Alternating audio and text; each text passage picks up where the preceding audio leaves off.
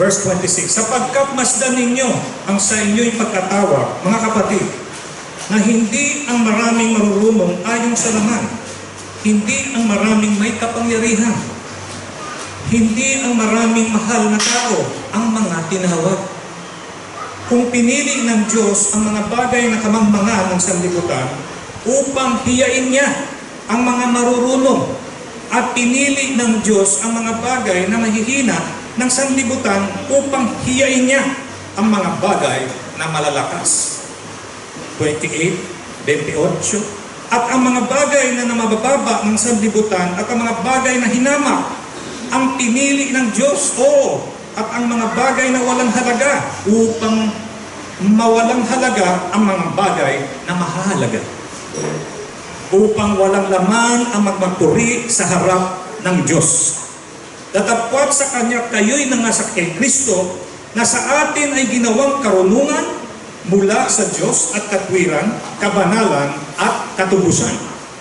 And last verse, very important, na ayon sa nasusulat, ang nagmamapuri ay magmapuri sa Panginoon. Muli, palakpakan natin ang ating Diyos na buhay. At bago po kayo ito, sabihin niyo sa inyong katabi natin, Diyos ay dakila. Please be seated, mga kapatid.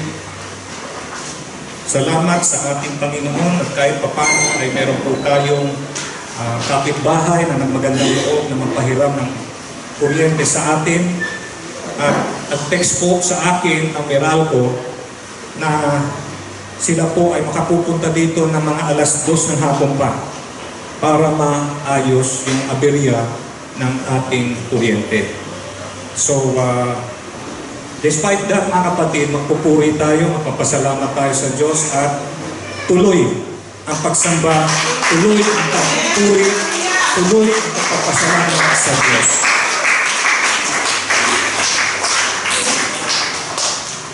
Glory of the simple. Yun po ang mensahe sa umaga din ito.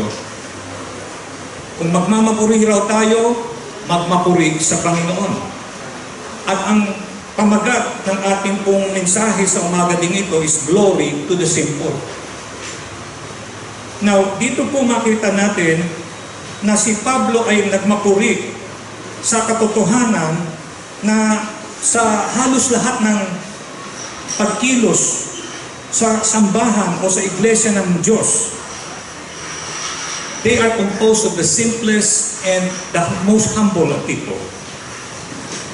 Yung mga pinakasimple at yung mga mapagkumbabang tao, yun halos ang tinatawag ng Diyos para mapasama sa kanyang iglesia or sambahan. We must never think that the early church was entirely composed of slaves. Gusto ko pong linawin sa inyo, hindi ibig sabihin na ito pong verse na binasa natin, puro yung mga walang alam o puro yung mga tulubi ang tinawag lang ng Lord. Hindi po mga alipin na mga utusan at wala pong pinag-aralan ang ibig sabihin ng ating binasa kanina. It is not entirely composed of slaves. Hindi po ganyan ang tinawag ng ating Panginoon, mga utusan lang at alipin. Kung hindi, even in the New Testament, we see that people from the highest ranks of society becoming Christians. Yung mga tao na nasa mataas na may pinag-aralan, mayayaman, mararangal na mga tao, mga royal blood, mga kamag-anak ng emperador, sila po ay isa-isang naging mananampalataya. Ito po ay si Dionysius ng Athens in the book of Acts 17:34. Mga tao na batikan sa kanilang lugar ay nakakilala sa Diyos, sa Panginoong Jesus. Si Sergius Paulus, isa pong proconsul of Crete. I believe this is Athens, in the book of Acts 13:6-12. Nakakilala sa Panginoon, tao na hindi basta-basta. Yung mga piniling mga kababaihan ng Thessalonica at Berea, as found in the book of Acts 17:4, Acts 17:12, ay nakakilala sa Panginoon at naging mananampalataya ng ating Panginoon Hesukristo. Erastus, the city treasurer, probably of Corinth, also believe in Jesus Christ. Mga taong mayayaman, may kinalaman, mga nakapag-aral, marurunong, nasa magandang lugar ng lipunan, nakakilala po, sumampalataya sa ating Panginoon. Romans 16:23. Palakpakan po natin ang ating Panginoon. Hindi na po yung mga simpleng tao na hindi na namampalataya sa Panginoon. Ngunit in the time of Nero, ito pa po ang grabing nangyari sa panahon ni Nero. Pomponia Graecina, isa pong asawa mga kapatid ni Plautius, the conqueror of Britain, was martyred for her Christianity. Hindi lang po sumampalataya, namatay pa sa pananalig sa Panginoon. Pinatay siya dahil siya naniwala sa ating Panginoon Kristo. Tinawag po ng martyred. Pinatay dahil sa kanyang pananampalataya. Asawa po ng isang leader, conqueror pa. Ito pa mga kapatid, in the time of Domitian, sa panahon ni Domitian mga kapatid, in the latter half of the century, Flavius Clemens, pinsan po ng emperador mismo, ay pinatay dahil sa kanyang pananampalataya, Kristyanismo. So hindi po ito basta-basta mga ordinaryong tao, mga taong nasa lugar, nasa posisyon, pero naniwala at sumampalataya sa ating Panginoong Jesucristo. Palakpakan muna natin muli ang ating Diyos.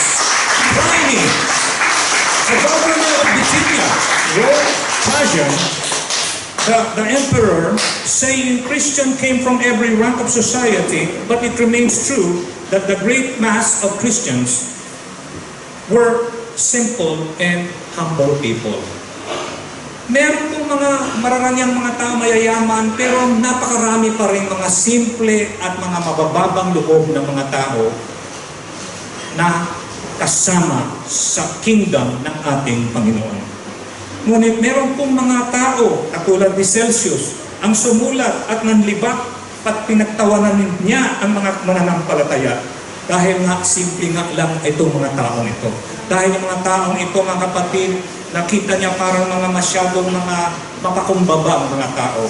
At ito naging basihan niya kung bakit niya pinagtawanan, sumulat siya ng mga bagay para libakin ang mga mananampalataya. It was precisely this, that the glory of Christianity in the empire, that these were 60 million slaves. Sa panahon po, mga kapatid, na sinulat itong pinag-aaralan nating Sitas, 60 milyon ng mga slaves ang hawak ng mga Romano. Puro alipin. Ang trato po ng kapwa-tao sa kanyang kapwa ay hindi po tao yung alipin niya, kundi kanyang pag-aari or kasangkapan niya. At kung paano niya ito itapon kung wala na po itong silbi, ay para siya nagtatapon ng lumang kaldero o lumang na pala. Gano'n na lang niya tratuhin yung tao. Dahil ang tao ng panahon nila, ang trato nila sa mga alipin, hindi tao kundi kasangkapan. Ngunit mga kapatid, at pwede nga po nila itong saktan, no? A master could amuse himself by torturing his slave. Sa panahon nila, yung mga masters noon, ang ginagawa nila sa mga alipin, mga Hudyo, ay pwede nila itong saktan, pwede nila itong pagbuhatan ng kamay. At wala pong asawa ron.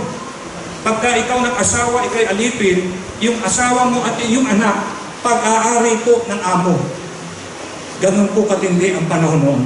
At sabi po rito, as the land of the fold belongs not to the sheep, but to the shepherd. Christianity made people who were things before into real men and women. Palakpakan po natin ang ating Panginoon. Nung dumating si Kristo, ang mga tao ay nagbago ang pananaw niya sa kapwa niya. Bagamat ang tingin niya dati ay kasangkapan ang alipin, ngayon ang trato ng mga Kristiyano sa kapwa nila, bagamat ito'y alipin, ay tao na rin. Taong lalaki, taong babae. More importantly, sons and daughters of God. It gave those who have no respect, their self-respect. ng mga tao na wala ng respeto halos sa sarili dahil ang trato sa kanila ay kasangkapan at gamit na pwedeng itapon pag wala na silang silbi. Ngayon ay nagkaroon po ng halaga nung dumating ang ating Panginoong Hesus Kristo. Praise the name of the Lord. It gave those who have no life eternal life. Hindi ba kung wala ang Panginoong Hesus Kristo sa buhay natin, bagamat buhay tayo para rin tayo patay. Kasi wala kang pag-asa. Parang sinasabi mo, papasok na naman ako sa trabaho, ito lang naman ang mangyayari, walang pagbabago. Buhay ka pero para kang patay dahil wala kang pag-asa. Pero nung dumating si Kristo, yung kawalang buhay mo, pinalitan niya, hindi lang na may kabuhayan, kung hindi, buhay pa na walang hanggan. I tell you mga kapatid, it told men that even they did not matter to other men, they still matter to our God. Hindi nyo ba alam minsan, sa simple nating pamumuhay, yung insecurity, sinasabi natin, hindi ako importante sa Kanya. Pero nung si Kristo dumating, pinatunayan niya na bawat nilalang mahalaga. Hindi lang sa mata ng tao, higit sa mata ng ating Diyos. Nung dumating si Kristo, kaya napaka-importante ng pagdating ng ating Panginoong Kristo. Ang sabi nga, nung meron pong may sakit, ang sabi niya kay Kristo, huwag mo kong nagpasan. Di ba ganun dapat? Pag naririnig mo ang pangalan Hesus Kristo at di mo pa siya kilala, huwag mo siyang palagpasin sa iyo. Yakapin mo siya. Siya ang may solusyon. Siya ang tagapagligtas. Siya ang nagbago ng ating mundo ito. Nang pananaw ng kapwa niya sa kanyang sarili at kanyang alipin, kasangkapan, pero trinato ng Diyos ang tao na mahalaga. He told men who is in the eyes of the world worthless, walang halaga ka. Hindi ka na, wala kang silbi. Oh, how common to hear these comments. That in the eyes of God, they were worth the death of Jesus Christ our Lord. Kung sasabihin ng sanlibutan sa iyo, wala kang silbi, huwag kang maniwala.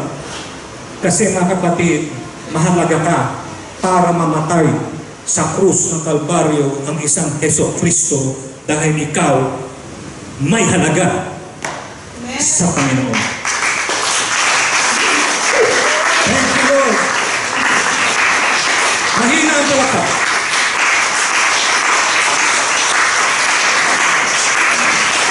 Mas malakas pa yung palakpak dun sa Olympics. Ito hindi Olympics to. Ito pinapalakpakan natin ang ating Panginoon. Jesus. Hallelujah!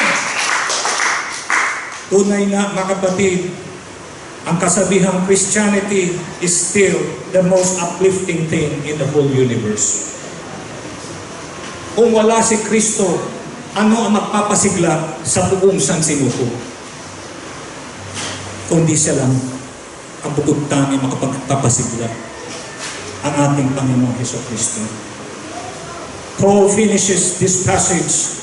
Hindi nyo ba alam mga kapatid, na yung pinasa natin kanina in 1 Corinthians 1, meron rin ganun halos na katulad na bersikulo, pero nasa lumang tipan.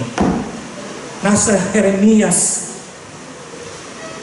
9:23 hanggang 24. Pakinggan nyo ang sinabi ng Jeremiah. Jeremiah said, "Thus saith the Lord, let not the wise man glory in his wisdom, neither let the mighty glory in might, and not the rich man glory in riches." If you become rich, mga kapatid, anong paalala ng Panginoon? Huwag ka raw mapapuri sa iyong pag-asenso at pagyaman.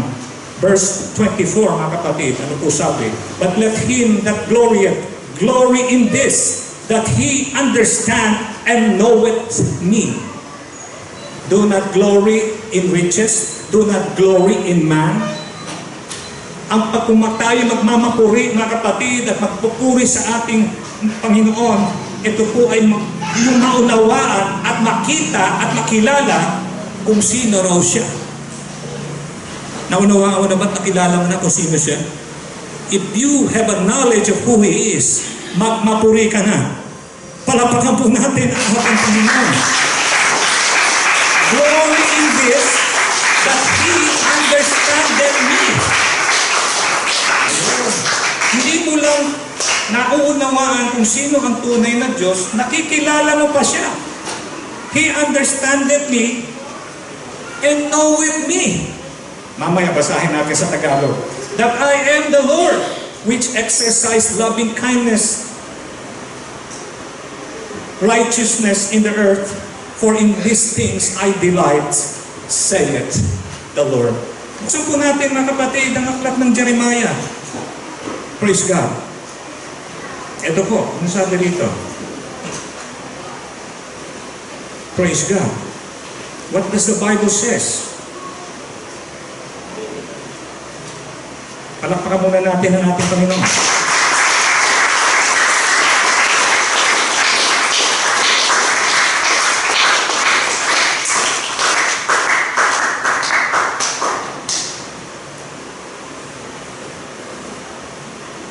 Saan po natin ang ilaw muna? Muli, palakpakan natin muli ang ating Panginoon.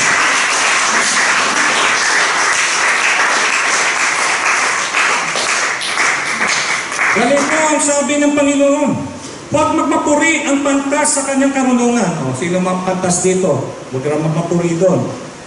At sa kanyang karunungan at mapuri man ang kapangyarihan sa kanyang kapangyarihan. O, ikaw nasa kapangyarihan pwesto. Huwag kang mapuri sa iyong posisyon. Huwag magmapuri ang mayaman sa kanyang kayamanan. O, yan. Paalala po yan. Verse 24, ano sinabi? Kung hindi magmapuri sa ganito, ang lumalwalhati na kanyang nauunawa at kanyang nakikilala, ako. Palakpak sa Panginoon. Ang Panginoon ang nagsasagawa sa mga pangagagandahan doon. Kahatulan at katuwiran sapagkat ang bagay na ito'y ay nalulugod ako, sabi ng Panginoon. Sana naunawaan natin at nakilala na natin ang Panginoon at doon raw tayo magmapuri. There is glory in the simple because your glory is not in yourself. It's still glory to God in the highest. Oh, praise the name of the Lord. But there is sin in self-assertion. Hindi po masama may kumpiyansado ka sa iyong sariling abilidad. Hindi po yan ang pinag-usapan dito.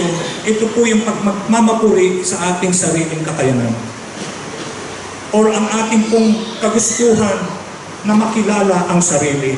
O magmamapuri tayo sa ating sariling kakayanan.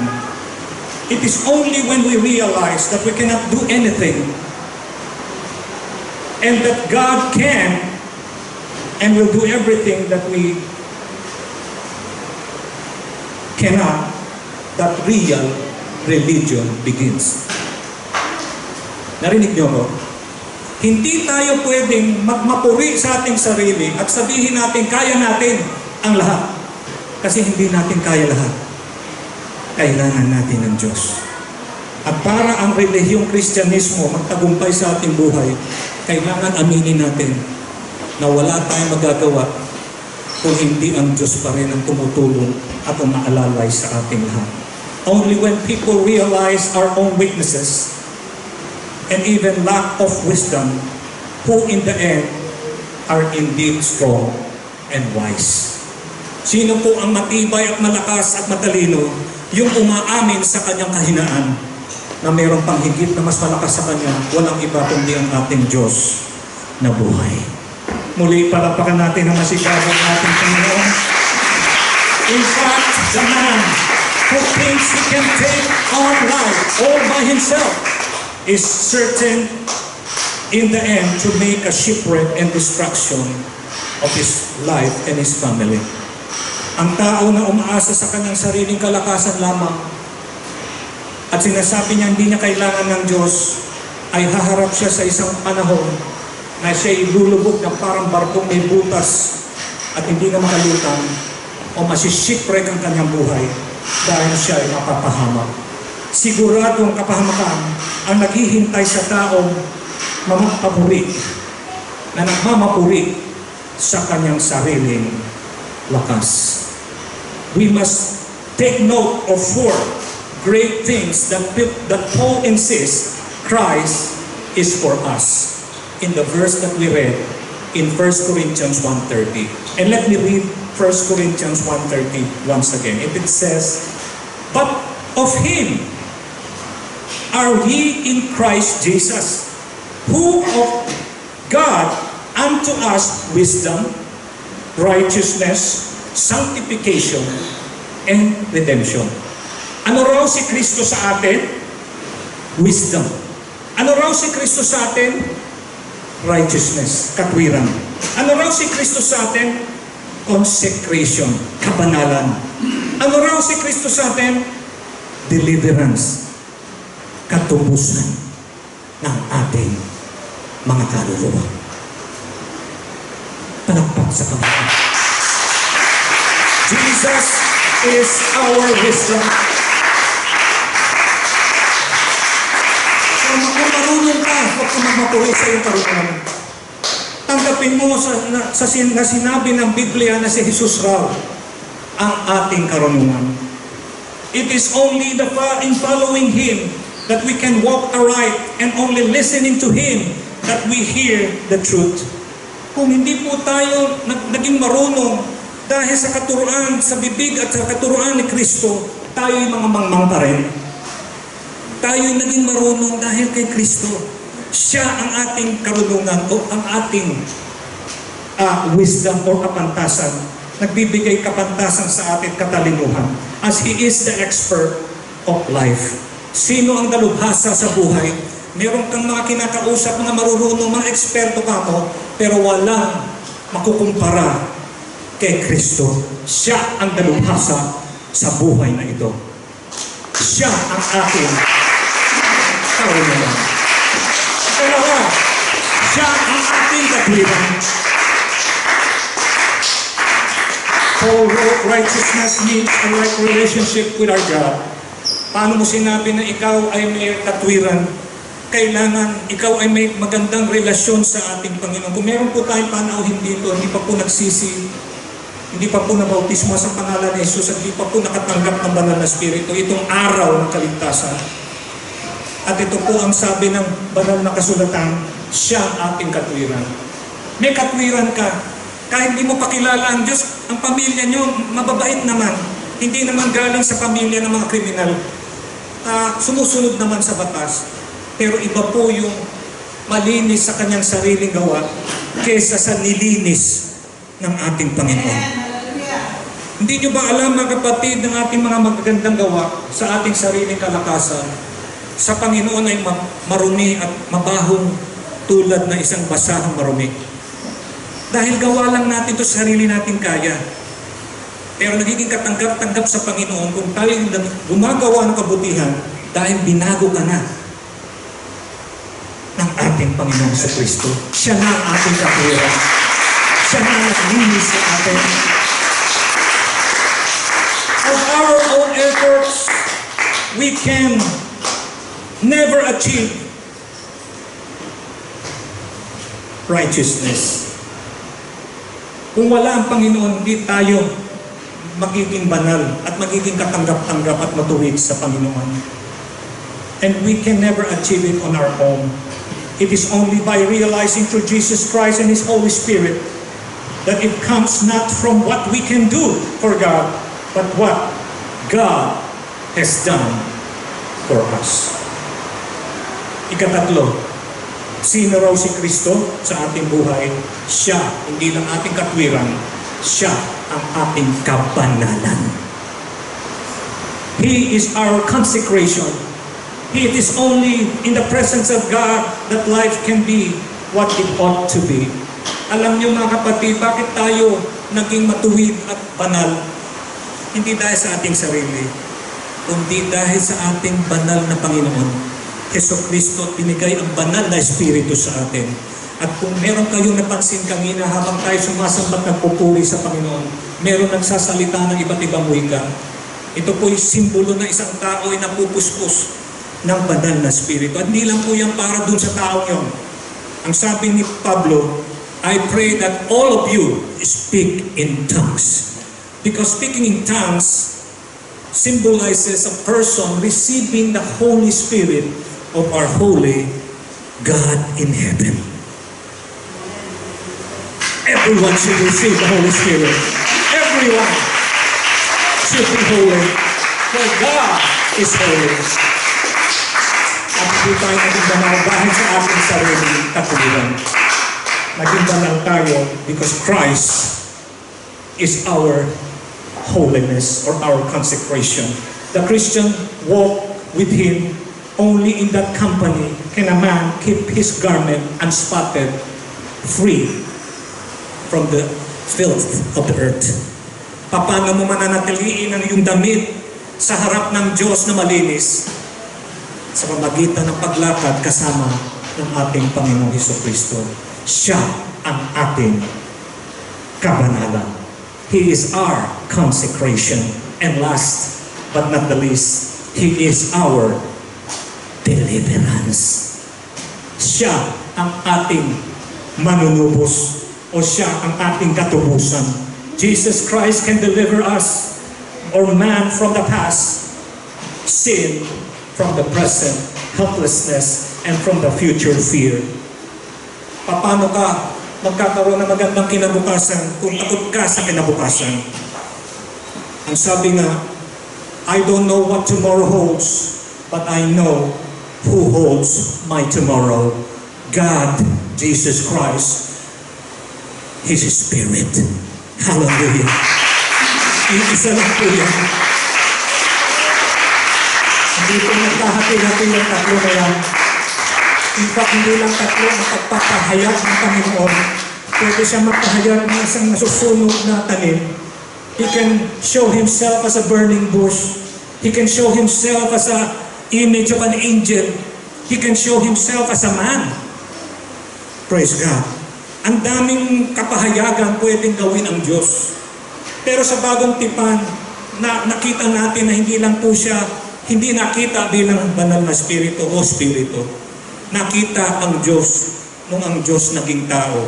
God with us, Emmanuel, Jesus Christ. Jesus Christ, our deliverance. Our deliverance.